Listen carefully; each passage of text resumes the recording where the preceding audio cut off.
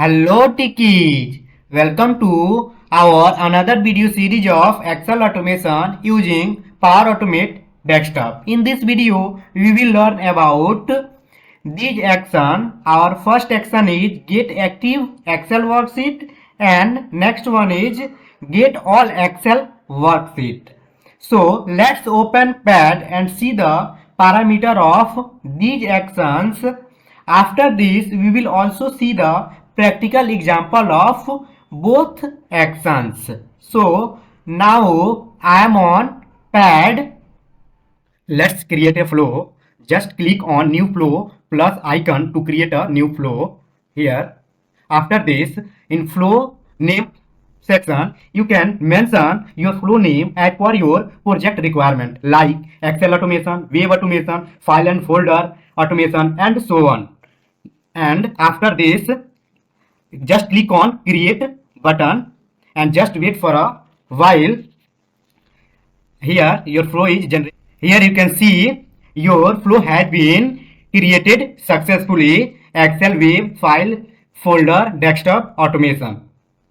Let me explain about both action one by one. So our first action is get active Excel worksheet action.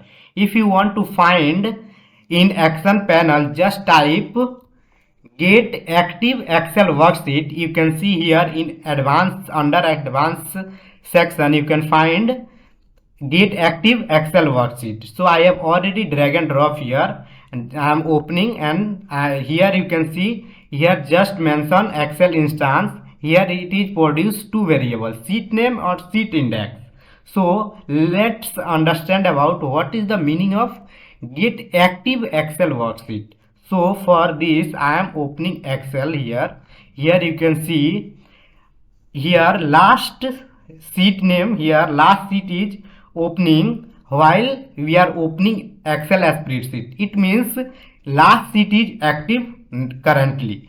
So after running it will appear last sheet. So our first action is completed. So our second action is get all Excel worksheet.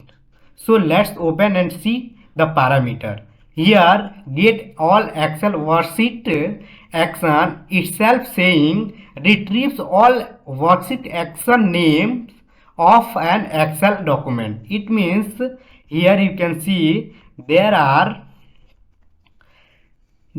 three sheets are available in this spreadsheet. Using that activity, you can find all three sheet name.